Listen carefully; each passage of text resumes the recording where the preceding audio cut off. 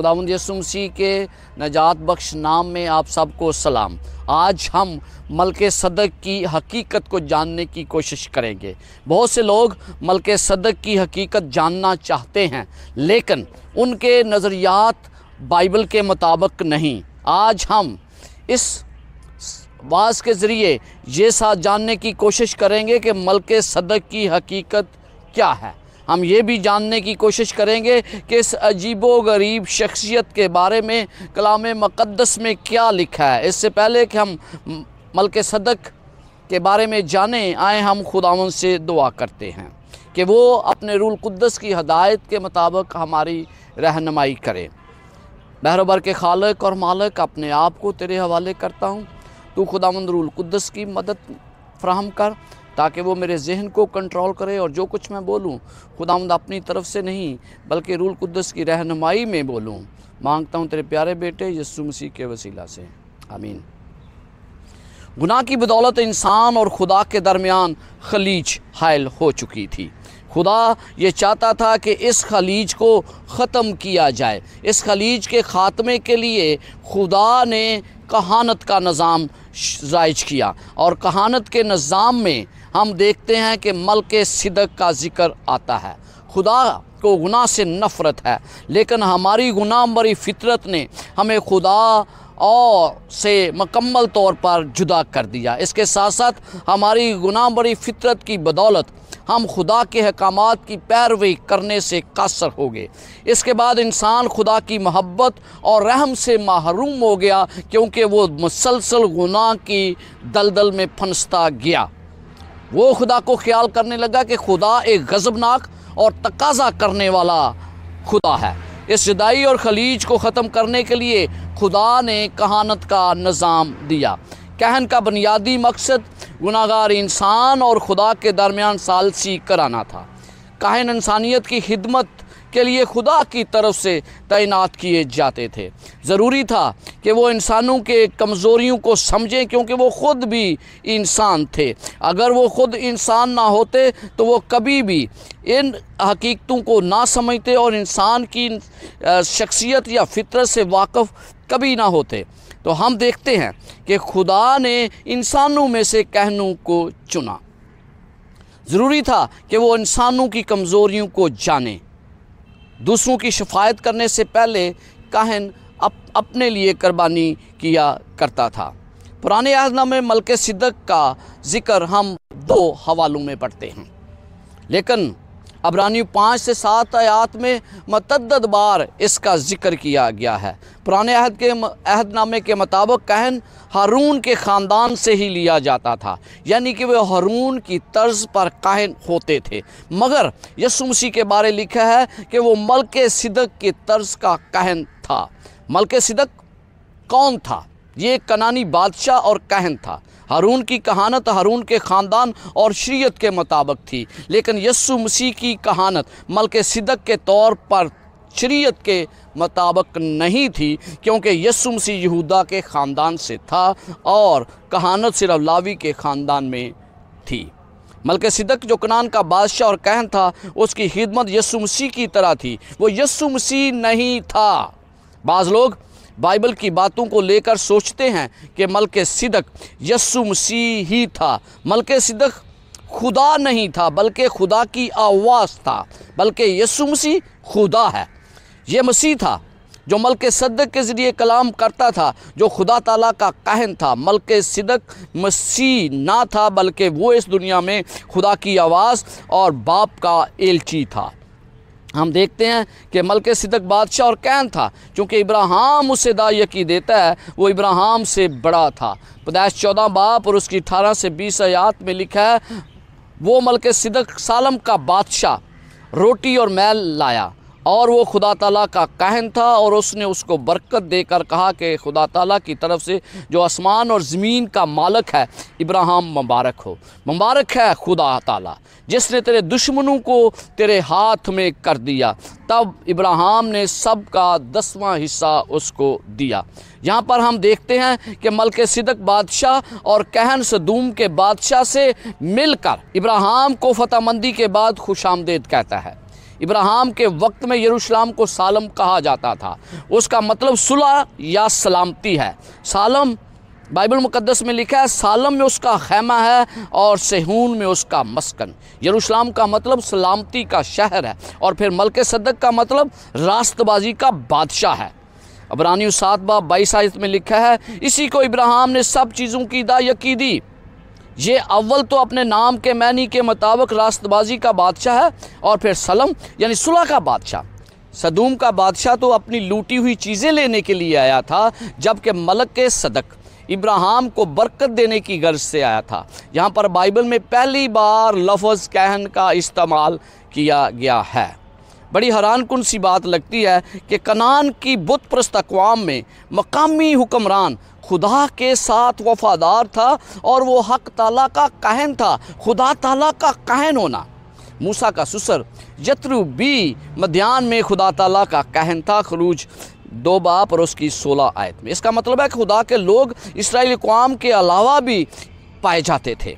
अगरचे उनकी तादाद बहुत ही कलील थी, खुदा के वफ़ादार लोग हमेशा इस दुनिया में मौजूद रहे हैं। तरीक़ और बराई के दौर में भी कभी कोई ऐसा वक्त नहीं आया जब खुदा के लोग इस दुनिया में मौजूद ना हों। मलके-सदक के बारे लोगों के बहुत से नज़रियात हैं। ऐसा शख्स जो बाइबल की तारीख में अचानक नमूदार हुआ और गायब हो गया। मलके-सदक मसीह नहीं, जैसे मैंने पहले बताया, लेकिन उसका मसीह के साथ बहुत गहरा तल्लक है। इब्राहिम को बरकत देने से पता चलता है कि वो हकीकी कहन की हैसियत रखता था। जब इब्राहिम ने उसे दायकी दी तो इससे उसने इकरार किया कि मलके-सदक हकीकत में खुदा का कहन है। इससे यह भी पता चलता है कि दायकी देने के कानून से इब्राहिम अच्छी तरह वाकिफ़ था। इससे यह भी पता चलता है कि दायकी देने का कानून बाद में नहीं बल्कि इब्तदा से मौजूद था। खुदा को दायकी देने से इब्राहिम ने ज़ाहिर किया कि खुदा ही उसकी ज़िंदगी की तमाम अमलाक का वा खालक और मालक है। इब्राहिम के मतलब खुदा ने भी गवाही दी है, इसलिए कि इब्राहिम ने मेरी बात मानी और मेरी नसीहत और मेरे हुक्मों और कवानीन व आइन पर अमल किया। ये हमारी ज़िम्मेदारी है कि जो कुछ खुदा हमें देता है हम उसमें से उसका हिस्सा उसे वापस करें। इब्राहिम ने जब खुदा को दायकी दी तो खुदा ने उसे बरकत देने का वादा किया। इसी तरह खुदा हमें भी बरकत देगा अगर हम उसके हुक्मों पर अमल करते हैं। याद रखें, मलके-सदक के अलावा कोई भी सरदार, कहन और बादशाह नहीं हुआ है। यीशु मसीह जो बादशाह और सरदार कहन है, वो ही वाहिद है शख्सियत जो मलके-सदक के बाद बादशाह और कहन हुआ है। ज़बूर 110 उसकी 4 आयत में लिखा है, खुदावंद ने कसम खाई है और फिरेगा नहीं कि तू मलके-सदक के तौर पर अब तक कहन है। खुदा जो इब्तदा से इंतहा से वाकिफ़ है, वो अपने मकसद से कभी भी नहीं फिरता बल्कि उसे पूरा करता है। अगर इंसान की नाकामी वक्ती तौर पर खुदा के मंसूबों को में रुकावट का बायस बनती है, इसके बावजूद आखिर में खुदा के मंसूबे ही अपने हकीकी मकासद के साथ पूरे होते हैं। यहाँ बताया गया है कि यीशु मसीह अब्दी सरदार कहन है। खुदा कसम के साथ इंसानों को यकीन दिलाता है कि वो अपना वादा पूरा करेगा, लिहाजा इसके बाद कोई सवाल बाकी नहीं रहता।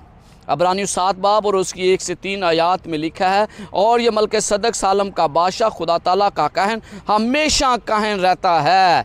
जब इब्राहिम बादशाहों को कत्ल करके वापस आता था तो इसी ने उसका इस्तकबाल किया और उसके लिए बरकत चाही।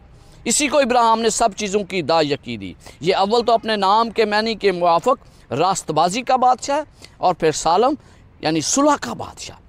ये बेबाप, बेमाँ, बेनसब नामा है, ना उसकी उम्र का शुरू ना ज़िंदगी का आखिर, बल्कि खुदा के बेटे के मशाबा ठहरा।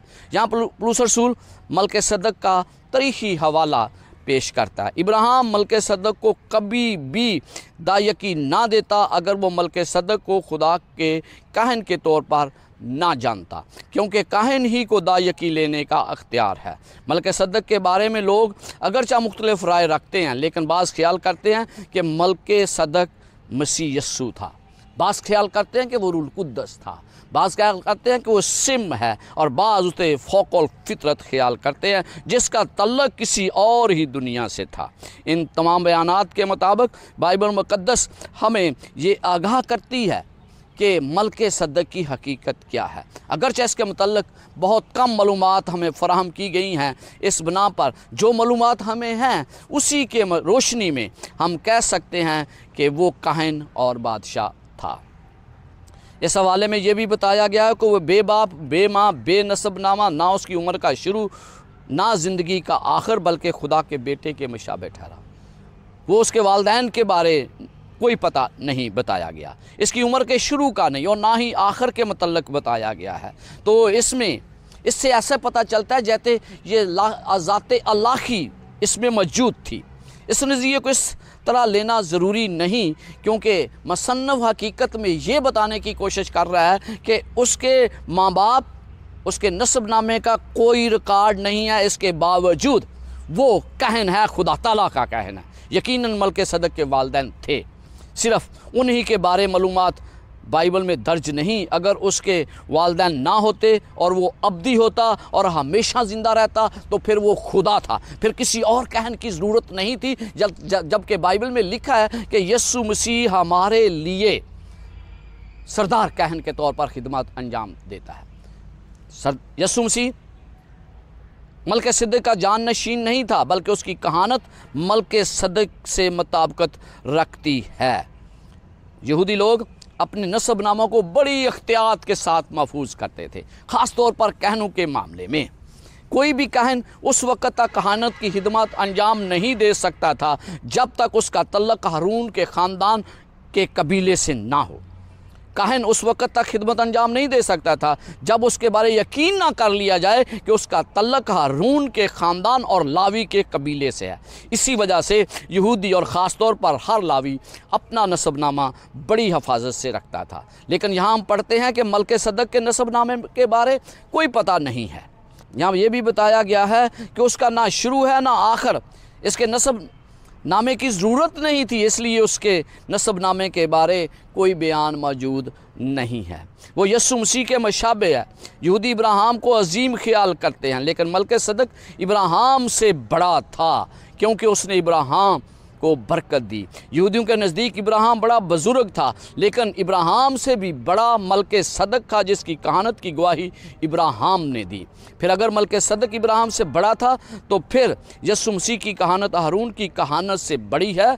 तू मलके सदक़ के तौर पर अब तक काहिन है। अब्रानियों 5 बाब और उसकी 6 आयत। लावी खुदा के हुक्म के मुताबिक दायकी लेते थे, ताहम वो पहले दायकी लेने वाले नहीं थे, बल्कि पहली दायकी मलके सदक़ ने ली। मलके सदक़ ने दायकी लेकर साबित किया कि वो लावी के कबीले की तरह मखसूस किया गया है और वो उनसे बड़ा है, क्योंकि बुज़ुर्ग इब्राहिम उसे दायकी देता है। मलके सदक़ की कहानी किस तरह लावियों की कहानत से बड़ी है। वो सिर्फ़ लावियों को दायकी लेने का अख्तियार था, लेकिन मलके सदक़ जो लावी नहीं था उसने इब्राहिम से दायकी लेकर साबित कर दिया कि उसकी कहानत लावियों की कहानत से बड़ी है। उसकी कहानत अफजल इसलिए भी है कि उसने इब्राहिम को बरकत दी। मलके सदक़ अब तक ज़िंदा नहीं, बल्कि ये इशारा यीशु मसीह की तरफ है, क्योंकि मलके सदक़ की कहानत यीशु मसीह की कहानत की तर्ज पर अब तक है। अब्रानियों 11 बाब और उसकी 12 आयत में लिखा है, बस अगर बनी लावी की कहानत से कामलियत हासिल होती, क्योंकि उसी की मतैती में उम्मत को शरीयत मिली थी, तो फिर क्या हाजत थी कि दूसरा काहिन मलके सदक़ के तौर पर पैदा हो और हारून के तर्ज का ना गिना जाए। और जब कहानत बदल गई तो शरीयत का बदलना भी ज़रूर है। कामल कहानत ज़रूरी थी। लावी के कबीले से लिए गए कहन कामल नहीं थे। इसके बारे में पता चलता है कि ये वो काम था यीशु मसीह की कामलियत के ज़रिए ज़ाहिर हुआ। यीशु मसीह कामल काहिन था, कभी भी लावी के कबीले से कामल काहिन पैदा नहीं हुए। हमें पता चलता है कि ये तमाम कहानत यीशु मसीह की तरफ इशारा थी, जिसका नजात का तमाम मंसूबा उसके ज़रिए पाया तकमील पहुँचने को था। अगर यीशु मसीह के बगैर नजात मुमकिन होती तो फिर यीशु मसीह की खिदमत की ज़रूरत नहीं थी। कहानी का तब्दीली का मतलब लावी की तर्ज की कहानत की बजाय मलके सदक की कहानत की ज़रूरत थी। पुरानी कहानत में सिर्फ लावी खिदमत कर सकते थे, लिहाजा जब कहानत की शरीयत तब्दील हो गई तो ज़रूरी था कि कहानत भी तब्दील हो। इसके बाद 14 आयत हमें वाज़िया कर देती है कि मलके सदक की तर्ज की कहानी यीशु मसीह की कहानत से मुशाबा है। चनाचे ज़ाहिर है कि हमारा खुदा यहूदा के कबीले में से पैदा हुआ और इस फ़िरका के हर के मूसा ने कहानत का कुछ ज़िक्र नहीं किया। पौलुस रसूल बार बार ज़बूर 110 उसकी 4 आयत की तरफ आता है, क्योंकि उसके हक़ में ये गवाही दी गई कि तू मलके सदक के तौर पर अबद तक काहिन है। 17 आयत में हमें बताया गया है। अब्रानियों 6 बाब और उसकी 20 आयत और उसका 7 बाब और उसकी 12 आयत। हम जानते हैं कि इस तर्ज का काहिन कोई इंसान नहीं हो सकता। लावी के काहिन चंद सालों तक खिदमत करते थे और फिर खुदावंद में सो जाते थे, लिहाजा अब्दी काहिन नहीं हो सकते। ऐसे काहिन की ज़रूरत थी जो अब तक कहानत सर अंजाम दे। जब कहानत की शरीयत तब्दील हो गई तो शरीयत भी तब्दील हो गई, तो काहिन भी तब्दील हो गया। कुर्बानियों की शरीयत किसी को कामल नहीं कर सकती थी, बल्कि यीशु मसीह की कुर्बानी ही हमें गुनाहों से पाक करती है। कुर्बानियाँ यीशु मसीह के आने तक थीं, क्योंकि यीशु मसीह हमारी कामल कुर्बानी है। इसका हरगज़ ये मतलब नहीं कि पुराने अहदनामे में कुर्बानियों के ज़रिए लोगों के गुनाह माफ़ नहीं हो सकते थे, बल्कि उनके गुनाह भी यीशु मसीह पर ईमान लाने के ज़रिए ही माफ़ किए जाते थे। आखिर में मैं आपको बताना चाहता हूं कि यीशु मसीह हतमी तौर पर रास्तबाजी और सुलह का बादशाह है। यीशु मसीह मलके सदक के बारक्स इसलिए मेरा और आपका इब्जी बन सकता है। उसकी कुर्बानी पूरी कायनात के लिए है। वो वफादार, बेगुनाह, अब्दी और कामल काहिन है। वो हमारा सरदार काहिन है जो हमारी शफायत कर रहा है। इसका उसकी कहानत बैनुल-अक़वामी है, कहन के अहद के मुताबिक नहीं बल्कि दाऊद के अहद के मुताबिक, क्योंकि उसका तख्त हमेशा के लिए है। उसने हमारी खातिर आसमान को छोड़ा और ज़मीन पर आया। उसने मेरे लिए जान देकर मेरे गुनाहों को अपने ऊपर ले लिया। मेरे नज़दीक यीशु मसीह की सलीबी मौत से बड़ी कुर्बानी उसका इंसानियत को अपनाना है। आए हम यीशु मसीह के अक़दार को अपनाएं और उसको अब्दी कहन जाने कि वो हमारा सरदार कहन है जो इस वक्त आसमानी मकामों में खुदा के दाईं तरफ बैठा हमारी शफायत कर रहा है। खुदावंद आपके साथ हो और आपको बरकत दे। आमीन।